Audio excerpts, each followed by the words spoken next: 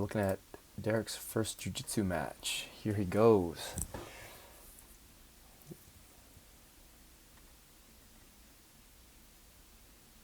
Alright, so there's a little feeling out process, a moment of trying to get grips on each other. Let's just go back a little bit. One of the things, especially with gi jiu-jitsu, is that every time you do establish a grip, it does get super sticky. So you got to be really diligent about the grips that you take and what you allow your opponent to take on you.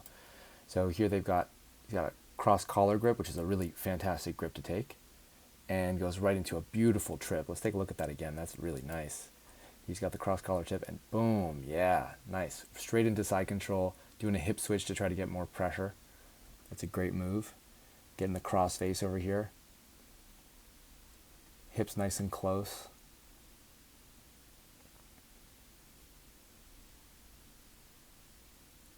Now that he's got his points from the takedown and solidified, this sucks. Just having a frame in your neck, like that's not very fun to have. So a nice alternative to just grinding it out is switching your underhook to pinning over the bicep, like a bicep tie, or just cupping the bicep. Sometimes just using your forearm over the bicep and then pinning the arm down with the aid of your forearm.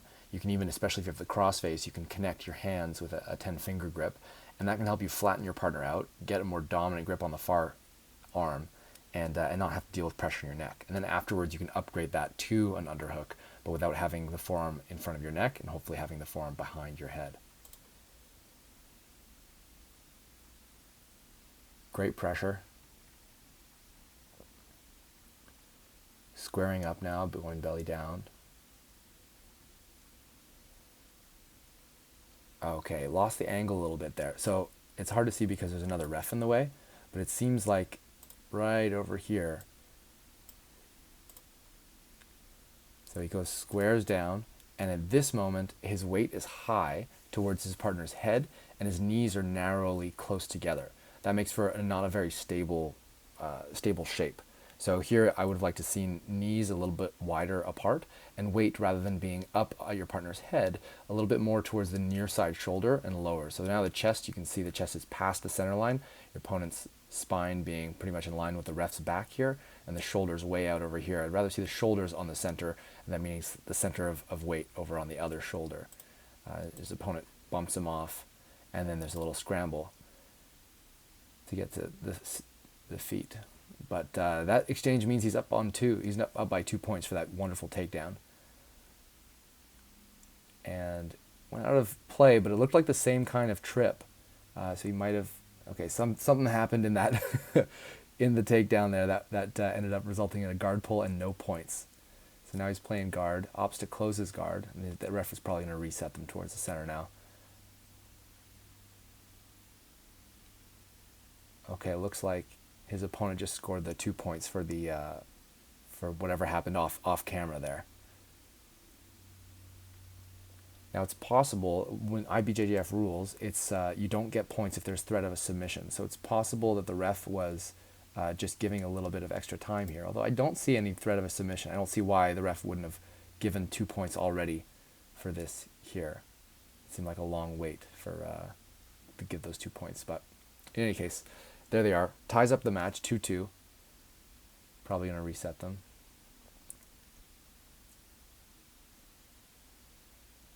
Okay, at this point in the closed guard is a really nice position to work from. When you're in the closed guard, your opponent basically has one option, and their option is to open the guard. And you on the bottom, you have multiple options, multiple sweep possibilities, multiple submission possibilities, and a lot of them depend on breaking your partner's posture down. So ideally, if you can get your partner's shoulders closer to your body, that's going to be so much better. And you don't want to let them stand up. The main tool you're going to use to do that is off balancing with your knees, with a knee pull. Let's just go back a bit and see what happened here.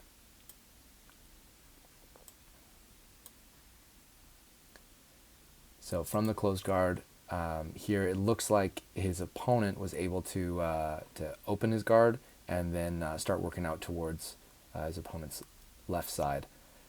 So from the closed guard, I think a mistake to avoid at that point from the closed guard would have been to work more on pulling knees towards shoulders and using your arms to undo your opponent's frames. If your opponent's framing on you and you pull into the frame, you're just going to tire yourself out. It's pushing into a wall.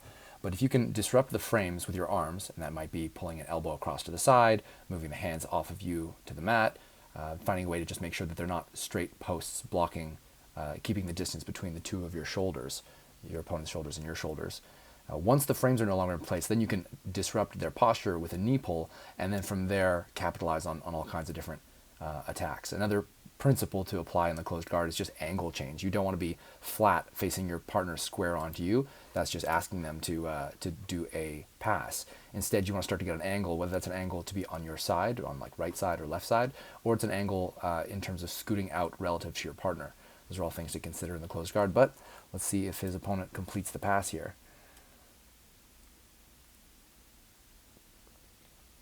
Okay, some good knee to elbow action, trying to prevent the pass from happening. But his opponent does successfully get around, and a big mount. So let's just back up a little bit and see what happened there. All right, late stage guard recovery at this point here. I think at this point here, his opponent's already passed his knees. At this point, Derek has the option of either trying to invert or trying to go belly down. But if you don't do anything at this point, you're just going to get passed because your opponent's dominating the space between your elbow and your knee, and you don't have your frames placed in a good spot to attack. So you could either swing your legs over to try to get an inverted kind of guard recovery, or scissor your legs, so bring the right leg towards this side, and then allow yourself to go belly down. As you do that, you just have to be careful that your neck's not getting attacked. And the main thing that you want to do to avoid that from happening is keep your lower arm, in this case your right arm, bicep glued to your ear to close off the space around your neck, which will make it a lot less likely for your partner to score a lapel on that side, or a guillotine or a head wrap. And instead you have this other arm to keep some distance, or dig for an underhook, or grab the near side leg. So that would be an option for some late stage guard recovery. So here he gets flattened out, and then when you're in side control, often you want the near side leg, the knee that's closest to your partner, not the far one, to just be glued to their hip. So this foot shouldn't be on the ground, this knee should be touching their hip, and basically just tracking their body. The hip's just an easy target to aim for, but basically you want your thigh to be tracking their thigh to prevent or be aware of any moment where they might try to step over. So you did try to lift up that leg, but it was a little bit late, and his opponent was able to step over. At this point, when the step over happens and you are in bottom mount, then it's tricky, because in ideal jiu-jitsu, you just stay calm and put in your frames and begin to escape. But in points jiu-jitsu considerations, you might just want to explode out of it so your partner doesn't get the points. And as you explode out of it, there is a chance that they take advantage of that explosion and you get tired and they get a better position. So there's a bit of mental math to do on that one to figure out what's best to do here. But at this point, like the opponent's off balance enough, you could do a hip escape and then try to swing your left leg over to get a single leg X on this leg and then push him out with your legs. But he did a good job of weathering the storm and coming back on top. And now Derek's stuck on the bottom of mount, far behind on points, and now working towards an escape. I really do like the framing going on here, the form across the center. The far elbow should probably be at the inner knee. I don't know if it is, but if it is, that's great. And then next important detail is to not be flat on your back. So you do want to be slightly onto your side. Your elbow right now, that was a mistake. Let's just go back a little bit.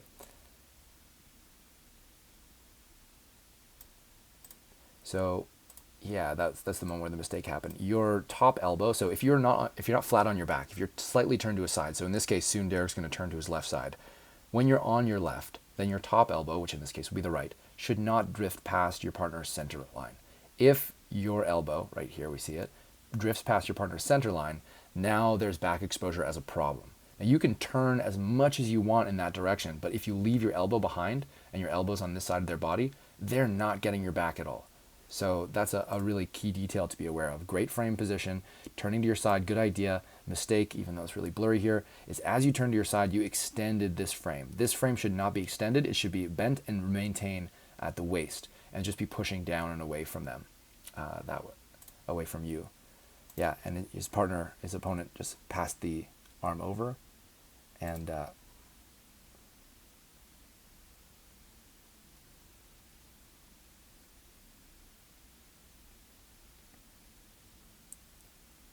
Yeah, and that's a pretty great grip. The gift wrap is a really hard one to undo. At this point, in order to undo the gift wrap, you want to pass your arm over your head like you're combing your hair, just to undo that control over the head. That makes it really hard to turn in towards the gift wrap, in this case towards the right. So that's a control point to undo. I can't tell now. They may have Derek may have gotten out of it.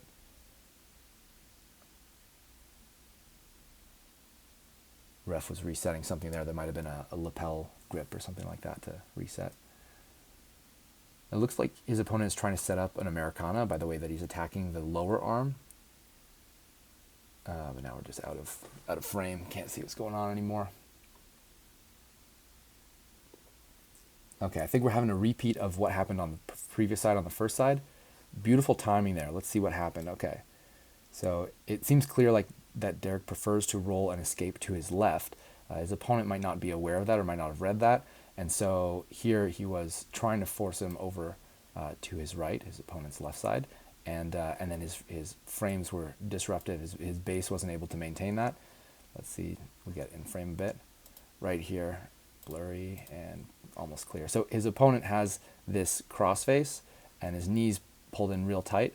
So he doesn't have anything to post with on this side. If his opponent would have been wise to this, he would have moved his own head over to this side more, so his center of gravity would not be on the side where his frames are compromised, and then he would not be vulnerable to be just rolled over in this direction. That would have been a way to really squash Derek, but Derek took advantage of that. Notice that his opponent's weight was to his left, and the left side, especially with the crossface, was blocked off, just exploded to the left and successfully got a reversal. Now, reversals from bottom mount don't count as sweeps, so he's not going to get any points for that, but it is still better than being stuck on the bottom. As I mentioned before, when the rolls were inversed, when you're in the top of someone's closed guard, you basically just have one option, and that is to open the guard. And the best way to open the guard is to stand up. Now, you don't want to just stand up without any prep. You want to get some kind of positive grip to prevent your partner from gripping onto you and disrupting your base and getting a sweep, and then you want to try to stand up. Here's his opponent's trying to find a way to attack with a collar sleeve guard. There's a risk of a triangle there. Derek's turning into it pretty hard to try to overcome it and got swept. Let's go back and talk about that exchange a little bit. Okay, so here, not a bad position to end up in. His opponent kind of forced the angle off him, but okay, here we see closed guard. Guard starts to open.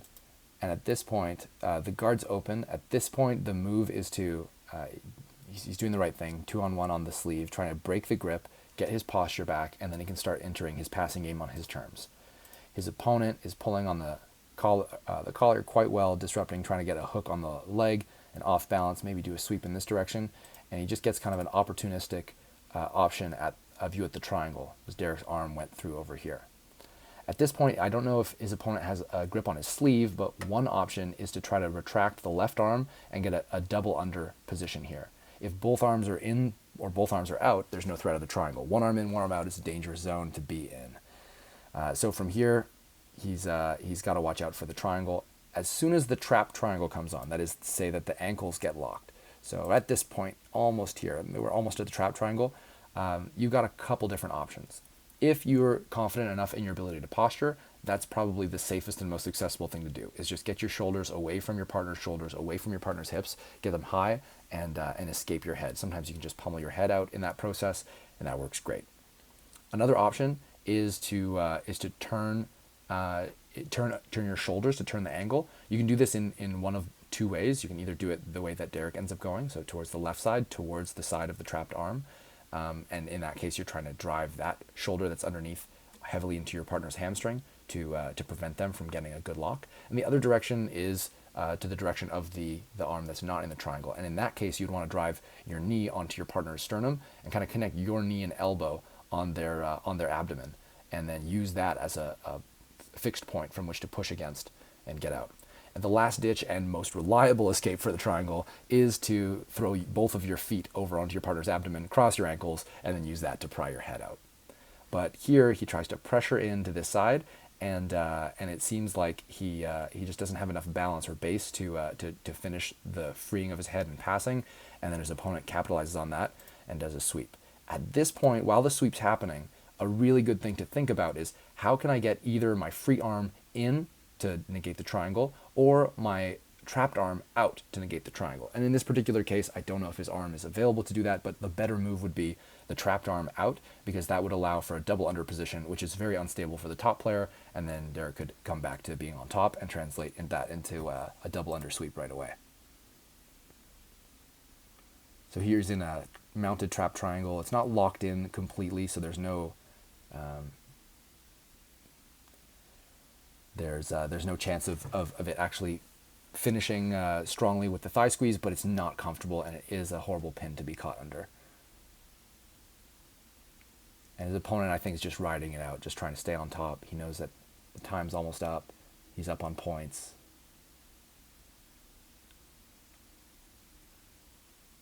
This is a very challenging position to get out from at the bottom. You can try bridging, you can try pushing your knee onto your partner's buttocks to try to round your spine and roll them off of you. It's sometimes useful to try to do like a back roll. Here his opponent has successfully locked up the triangle now, which is really tricky, and got triangle armbar. Big win. Nice finish. Good match.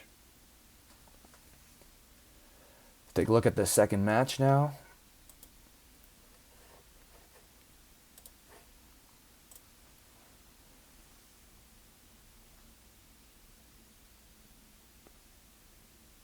All right, I think at this point he was really tired, and I might have seen the matches in opposite order. Maybe this was the first match and the other one was the second match. Let's see what happens in this one. Whoa, big takedown. Let's look at that again.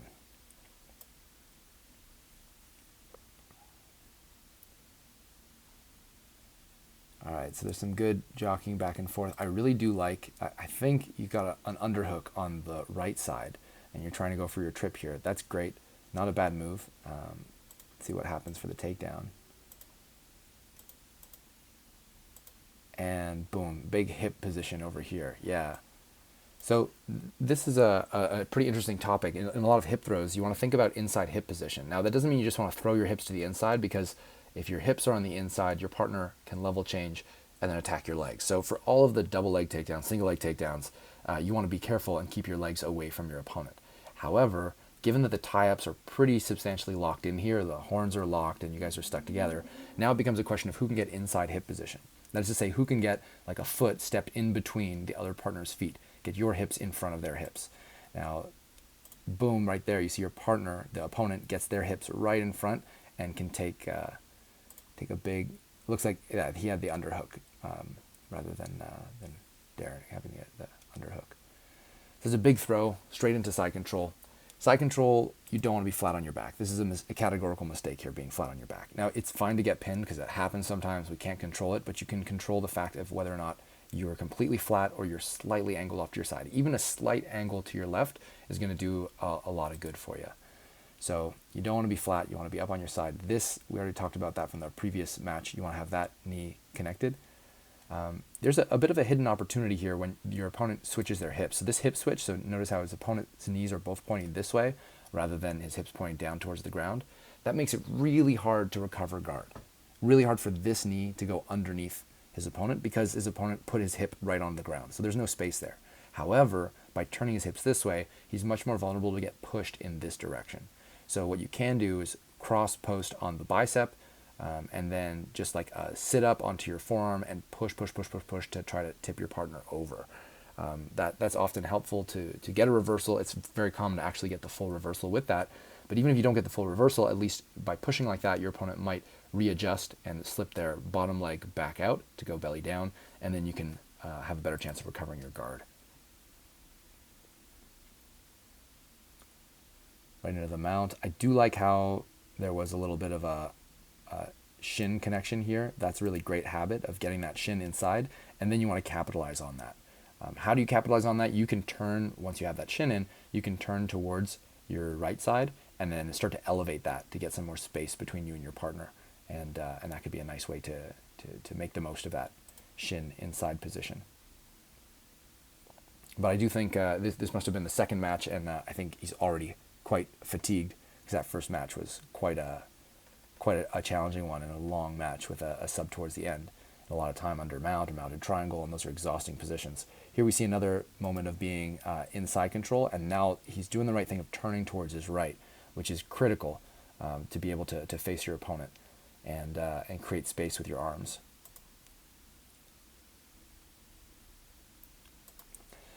Getting cross-faced, the grip around the head here, that's never, or I should say rarely, there's very few nevers in jiu-jitsu, but rarely a good thing, and almost always worth fighting against. If you can prevent your partner from controlling your head, you can prevent them from controlling the end of your spine and therefore your whole body. One of the possible ways to undo a crossface, I mean, prevention is always better than cure, and so you can always prevent one more easily than you can deal with it once it's already been established. But if there is a crossface, you can take the same side hand, so in this case the right arm, slip your hand under the bicep, so between your bicep and your head, and then finger walk your fingers across your head by lifting your elbow up and walking your fingers across, almost like you're combing your hair in a very slow and inefficient way. And that can push your partner's arm to the other side of your head, therefore freeing your head and allowing you to turn towards them and turn towards them, not just with your head but your whole body. And then additionally, if you want to translate that into an escape, if you've got their arm across your body, you can then use that hand that you were just pushing their arm across with to stiff arm their hand out in that direction, to push their shoulders a bit too much that way as you sit up and then bring your hips back. It's sometimes called the sit-out escape, sometimes called the Heisman escape. That's an option to explore. Here's opponent's doing a great job of just settling in, getting his underhook, getting his crossface. Now that crossface is being used very well. The crossface is forcing him to look away from the crossface. So the crossface on this side, the arm around the head, forcing the head to look this way, and therefore keeping the shoulders flat and pinned and not allowing Derek to turn towards his right. That right arm is, I understand the survival need of having it there to just release some pressure on the neck, but that is a bit of a wasted frame.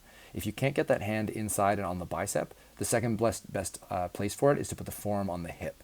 That's often a good idea.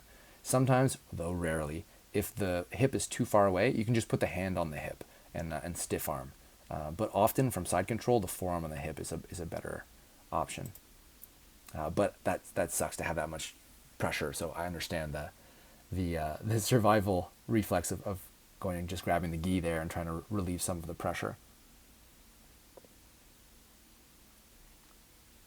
Okay, now his opponent switches out to a Keisagatame, a scarf hold position, switches over to the other side.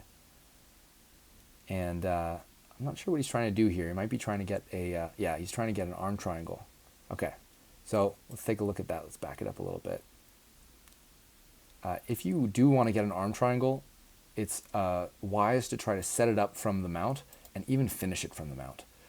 Over here, he hasn't completely set it up yet because this arm is not fully up against Derek's head. So I would say this was a premature moment to sit off to the side. And at the moment, that he did sit off to the side, that would be an opportunity for Derek to turn to his left sharply to try to get his elbow against his opponent's lower hip to try to escape his head and go take the back. Alternatively, another possibility here is to walk his feet towards his partner's hips and do a little bump to try to load his partner's hips on his hips and then turn sharply towards the ref's table and get a reversal from that direction. Those are some very common Keisagatame escapes that you might want to consider. And then here, you don't want to, especially if you notice the opponent going for a arm triangle, you don't want that elbow to come up above the shoulder line and towards the head, which is easier said than done when that's all the other person's trying to do. But that's a moment of survival there that needs to kick in, of not letting that submission fully come on. Now, once you are in a locked-on arm triangle, the move is then to turn away from your partner. Believe it or not, exposing your back is the correct answer at that point. Now, it's a bit hard to see because of this guy in the way. Let's see if we get a better view. Come on, red shirt, move out of the way. Okay, perfect. So we see this left arm over here. That's the arm that's up against his body. And what you'd want to do is create a little bit of space for yourself. You can sometimes just roll away, and that can sometimes be enough. If it's not too tight, sometimes you can even just do a shoulder roll, a back roll over the right shoulder and escape that way. However, often, if it's particularly tight or your opponent's really, really giving it and those aren't giving you the space you need, you're going to want to create a bit of space around your head and neck first. So that arm that's trapped in the arm triangle, you're going to want to grab the back of your leg. So you bring your leg towards your arm, you grab around the arm, you can even grab with both arms around your leg. So that way you're grabbing around your leg, and then use the strength of your leg to push your arm away from your head to create a little bit of room. Once you got some room and now your arm is down towards your leg, then you can turn away from your opponent and get a little bit more room there. Once you've got that room, then the ultimate goal is to go to your knees to get belly down, and then escape. Ideally, you do that in a way that gives you enough height to then get on top of your partner. But sometimes it's a scramble will get out of the way there. This kind of new style of arm triangle defense has become so popular that at higher levels, people have stopped attacking arm triangles from side control. They still do sometimes because it is the traditional way to finish an arm triangle, but yeah, a lot of the new meta on arm triangle finishes is to keep a leg on your opponent so that they can't do that back roll or back step or turning away defense, and that can either mean staying in mount or even forcing a half guard as a way to just keep their legs trapped there, so they're not going off to side control and risk losing the position. Anyway, great job, Derek, on your first experience competing. It's definitely like pretty stressful to compete for the first time, and they say that the hardest belt to get is the white belt because that's the one that most people don't get, and and it takes courage to step on the mat for the first time, both in the training room and on the competition field. So congratulations, way to go. And there's a big gap in each level. So when you do your first competition, you're likely going against someone who's done 3 or 4 already, and don't let that discourage you. It's all part of the journey, and good luck with every step along the way. Enjoy it.